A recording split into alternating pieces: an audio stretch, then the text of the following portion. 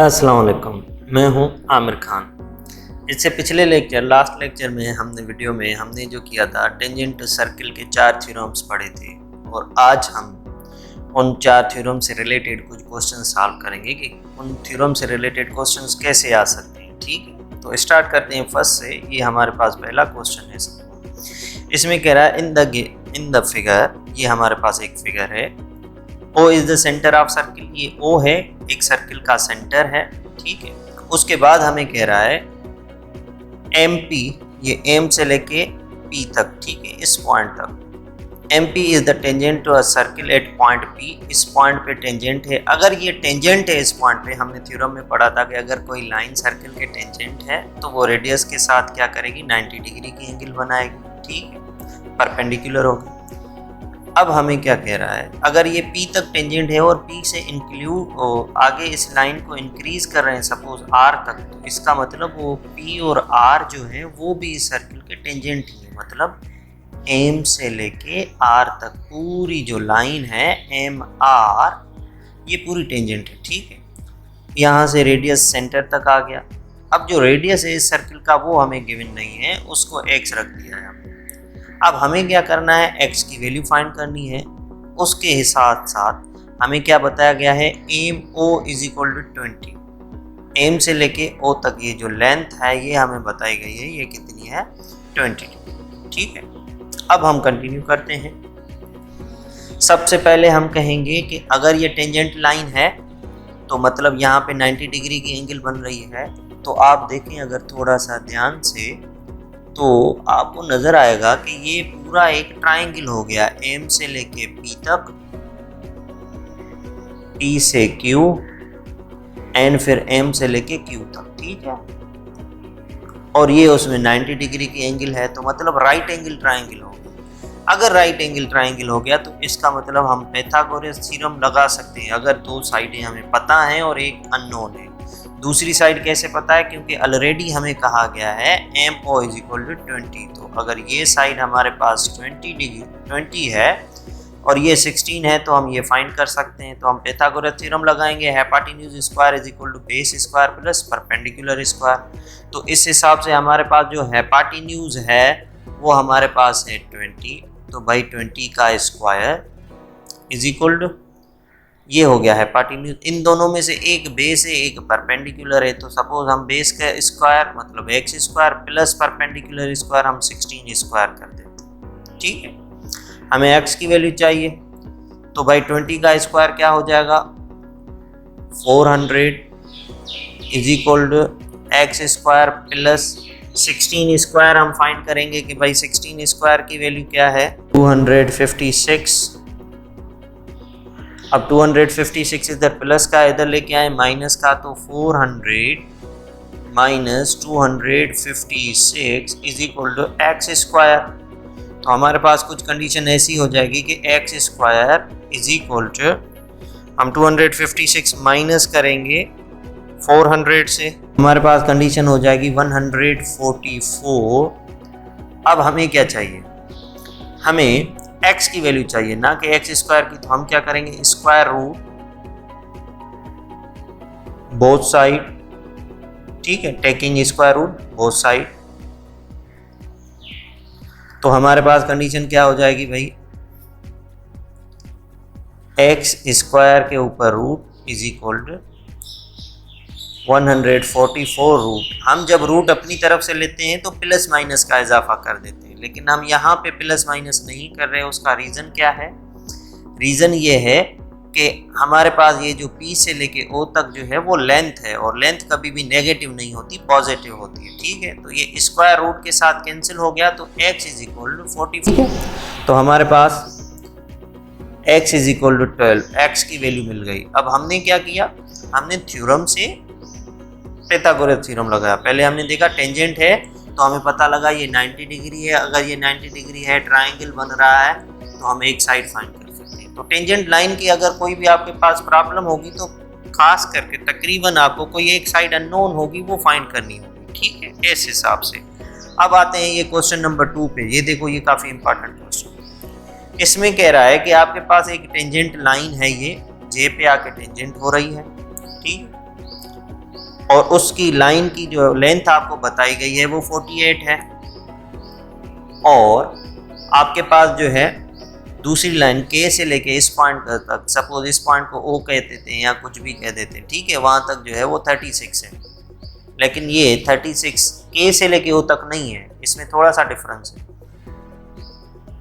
के से लेके सरकमफरेंस के इस पॉइंट तक ये आपके पास आर है, ठीक है, आर स्क्वायर रेडियस, जो हमें पता ही नहीं है कि रेडियस की वैल्यू क्या है, ठीक है। उसके बाद इस सरकमफरेंस की पॉइंट से लेके ओ तक जो आपके पास लेंथ है 36 है। तो टोटल अगर के से लेके ओ तक अगर हम लेंथ फाइंड करना चाहें तो ये क्या हो जाएगा,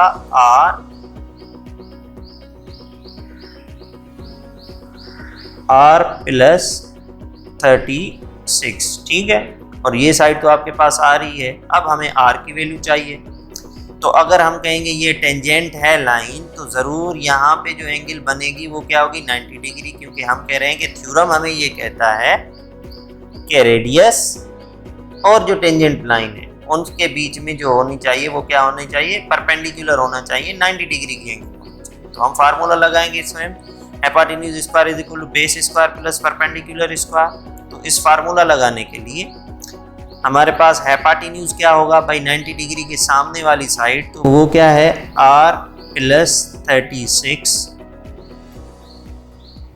whole square means hypotenuse square is equal to base square. अब इन दोनों में से कोई एक बेस होगा और कोई एक परपेंडिकुलर होगा, सपोज आर स्क्वायर कर देते हैं प्लस परपेंडिकुलर स्क्वायर मतलब 48 स्क्वायर, ठीक। इसको सिंप्लीफाई करते हैं तो इस पे देखें फार्मूला लगेगा आपका a plus b whole square, perfect square वाला फार्मूला लगेगा। तो इसको हम कुछ ऐसे लिख सकते हैं कि आर स्क्वायर प्लस 2ab, मतलब 2 को अगर 36 से मल्टीप्लाई करें तो क्या हो जाएगा, 72 आर प्लस 36 का स्क्वायर 1296, ठीक है, is equal to R square plus 48 का स्क्वायर, 48 स्क्वायर 304, ठीक है। अब हम मजीद इसको सिंप्लीफाई करते हैं। अगर ये आर स्क्वायर इधर प्लस का है, इधर लेके आए तो माइनस का, तो ये हो जाएगा आर स्क्वायर प्लस 72 आर, ये प्लस का नंबर है, इधर लेके जाएंगे तो माइनस का, और ये आर स्क्वायर इधर आ जाएगा तो माइनस का, तो minus R square is equal to 2304, और ये नंबर इधर आ जाएगा तो माइनस का 1296, ठीक है। तो अब हम देख लेते हैं भाई, ये आर स्क्वायर में कैंसिल हो गया, तो हमारे पास क्या बच जाएगा, हमारे पास हो जाएगा 72 आर इज इक्वल टू 2304 से हम माइनस करेंगे 1296, 2304 से हम माइनस करेंगे 1296, तो हमारे पास आंसर आ जाएगा 1008, ठीक है। 72 इधर मल्टीप्लाई कर रहा है, इधर जाएगा डिवाइड करेगा तो भाई r is equal to 1008 divided by 72, तो भाई 1008 को डिवाइड करेंगे हम 72 के साथ तो हमारे पास आंसर आ जाएगा 14, तो भाई r इज इक्वल टू 14, मतलब radius of the circle is equal to 14। अब हमने टेंजेंट सर्किल का थ्योरम लगाया, उसके बाद हमने पाइथागोरस थ्योरम लगाया और हमने वो फाइंड कर लिया r इज इक्वल टू 14। अब आते हैं नेक्स्ट क्वेश्चन पे। ये दूसरा थ्योरम हमारे पास याद था जिसमें एक सर्किल की दो टेंजेंट लाइन थी, ठीक है। अब इसमें डिफरेंट किस्म के क्वेश्चंस हो सकते हैं। मैंने जैसे एक स्टेटमेंट लिखी है और इसमें हमें कोई एक बात बताई गई है कि भाई हमारे पास जो एंगल है एस क्यू आर वो 72 है, तो भाई ये एस है, ये क्यू है और ये आर है, तो ये कंप्लीट एंगल हमारे पास जो है वो 72 डिग्री है, ठीक है।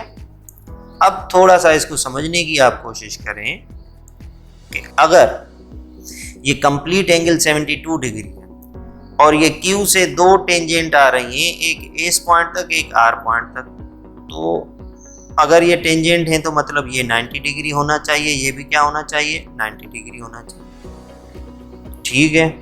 और सेंटर से एक लाइन जा रही है Q तक, ठीक है। तो स्ट्रेट लाइन जा रही है और क्यू एक बाहर पॉइंट है जहां से दो टेंजेंट आ रहे हैं, तो इट मींस यहाँ पे ये एंगल बाइसेक्शन हो रही है। अगर एंगल बाइसेक्शन हो रही है तो 72 को हम दो हिस्सों में बांट के बता सकते हैं कि ये एंगल कौन सी है। तो भाई ये एंगल क्या हो जाएगी, 72 को अगर हम 2 से डिवाइड करें तो ये 36 डिग्री हो जाएगी एंगल, ये एंगल भी 36 डिग्री हो जाएगी। अब आप हमें x की वैल्यू चाहिए कि भाई एंगल ऑफ x क्या है। अब आप नीचे वाले हिस्से को थोड़ी देर के लिए भूल जाएं। आप कहें कि आपके पास एक ट्राइंगल है SOQ, ठीक है, ये आपके पास एक ट्राइंगल। इस ट्राइंगल की दो एंगल्स आपको पता है, एक 36 है और दूसरी क्या है 90 डिग्री है। तो क्या आप तीसरी एंगल इस ट्राइंगल की बता सकते हैं? क्या हम फाइंड कर सकते हैं तीसरी एंगल? बिल्कुल आराम से हम फाइंड कर सकते हैं। कैसे फाइंड करेंगे? हम तीनों को प्लस करेंगे, कहेंगे तीनों एंगल्स का सम 180 होना चाहिए, ठीक है।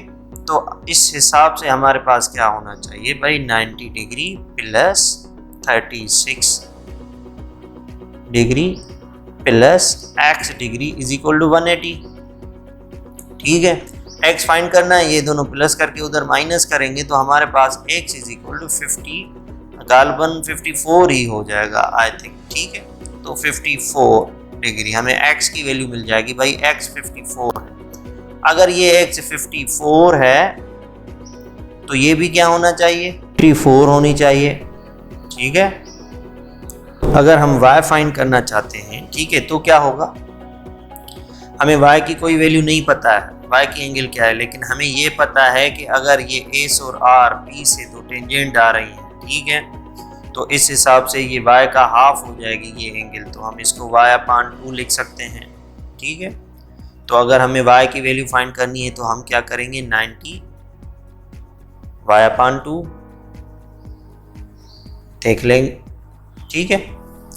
और अब अगर दो टेंजेंट हमने पढ़ा थ्योरम में कि दो टेंजेंट आपस में क्या होती हैं, इक्वल होती हैं। तो अगर ये साइड m है तो ये भी क्या हो जाएगी, m, लेंथ s से लेके q तक। अगर p से लेके s तक n है तो ये भी क्या होगी, p से लेके r तक n हो जाएगी। उम्मीद है ये आपको समझ में आ गया होगा कि इसके क्वेश्चंस कैसे आ सकते हैं, ठीक है। उसके बाद हम आते हैं दूसरा जो हमने फोर्थ थ्योरम पढ़ा था, जिसमें था कि दो सर्किल एक दूसरे को इंटरनली कट करते हैं या एक्सटर्नली टच करते हैं, ठीक है। दो सर्किल एक दूसरे को इंटरनली टच करते हैं या एक्सटर्नली टच करते हैं, तो उसके बीच में जो सेंटर्स, रेडियस और डायमीटर्स का डिस्टेंस होगा वो कैसे फाइंड। हमें कहा गया है कि जो सर्किल आर ए है, मतलब जिसका सेंटर ए है, उसका रेडियस 4 है, तो इसका मतलब इस सर्किल का जो रेडियस होगा वो 4 होगा, ठीक है।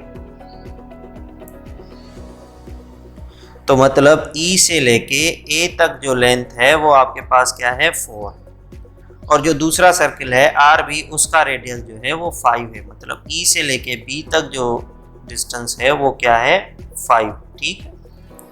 उसके बाद हमें दूसरी चीज कही गई है कि भाई सी से लेके डी तक जो डिस्टेंस है ये 3 है, ठीक है। क्लियर होगा। अब अगर हमें कहा जाए कि आप डिस्टेंस बताएं ए से लेके बी तक क्या डिस्टेंस होगा सपोज, तो वो हम कैसे फाइंड करेंगे।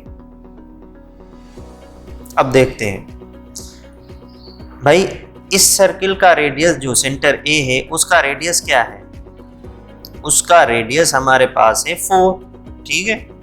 तो मतलब ये सेंटर ए से लेके, ध्यान से देखना, यहां तक बी तक क्या ये रेडियस है कंप्लीट, ए से लेके डी तक। क्यों? क्योंकि ए सेंटर है और डी इस सर्किल के सरकमफ्रेंस, तो ये पूरा रेडियस होना चाहिए। अगर ये पूरा रेडियस है तो ये क्या होना चाहिए, 4 होना चाहिए। तो ये हिस्सा 3 है, अगर 4 में से हम ये 3 वाला हिस्सा निकाल दें तो ये क्या बच जाएगा हमारे पास, 1 हो जाएगा, ठीक है। इसको मैं किसी और कलर से लिखता हूं ताकि नजर आ जाए, ठीक है। इसी तरीके से सर्किल जो बी है उसका रेडियस जो है वो 5 है, तो इसका मतलब B से लेके C तक ये आपके पास एक कंप्लीट रेडियस है। कैसे? B सेंटर है और पॉइंट C जो है वो उस सर्किल के सरकमफेरेंस पे है। तो अगर ये कंप्लीट 5 है तो 5 में से अगर ये 3 चला गया तो बाकी क्या बचेगा? 2। ठीक है, अब आपसे जो लेंथ पूछेगा आप बता सकते हैं। जैसे आपसे पूछेगा A और B के बीच में डिस्टेंस क्या है, आप कहेंगे 2 + 3 5, 5 + 1 6। तो आप कहेंगे भाई AB is equal to AB या BA इज इक्वल टू 6। ठीक है, अगर आपसे ये पूछा जाए E से लेके F तक डिस्टेंस क्या है तो आप बता सकते हैं। कैसे? आप कहेंगे 5 + 2 7, 7 + 3 10, 10 + 1 11, 11 + 4 15। आप कहेंगे भाई 15 है। ठीक है, देखें 5 + 2 7, 7 + 3 10, 10 + 1 11, 11 + 4 15।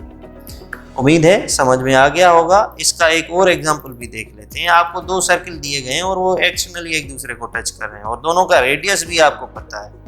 आपसे पूछा गया है कि बताएं कि इन दोनों के सेंटर्स के दरमियान ये जो डिस्टेंस है ये क्या होगा? सेंटर्स का डिस्टेंस। ठीक है, बड़े सर्किल के सेंटर से लेके छोटे सर्किल के सेंटर तक। ठीक है, पहले आप देख लें, बड़े सर्किल का जो रेडियस है वो 5 है। इसका मतलब यहाँ से लेके सरकमफेरेंस की इस पॉइंट तक ये जो टोटल डिस्टेंस हो जाएगा वो क्या हो जाएगा? 5। और हमें पता है कि छोटे सर्किल का रेडियस 1 है, तो मतलब ये जो डिस्टेंस हो जाएगा इस पॉइंट से लेके सरकमफेरेंस की इस पॉइंट तक ये 1 है। तो 5 में से 1 माइनस करें तो क्या हो जाएगा? 4 हो जाएगा। तो भाई दोनों सेंटर्स के दरमियान जो डिस्टेंस होगा वो 4 होगा। तो ये हमने टेंजेंट सर्किल के 4 थ्योरम्स के कोशिश की है। मैंने एक एक क्वेश्चन कर लूँ, आपको समझ में आ गए होंगे कि किस टाइप के क्वेश्चन आपके पास आएंगे थ्योरम से। हमारे पास ये क्वेश्चन नहीं आता है KUEB के एग्जामिनेशन में कि थ्योरम को प्रूव करो। थ्योरम आपको पता है, स्टेटमेंट आपको पता है, अब उससे रिलेटेड क्वेश्चन दिए जाएंगे, थ्योरम्स को यूज करके आप सॉल्व करें क्वेश्चन को। उम्मीद है समझ में आ गया होगा।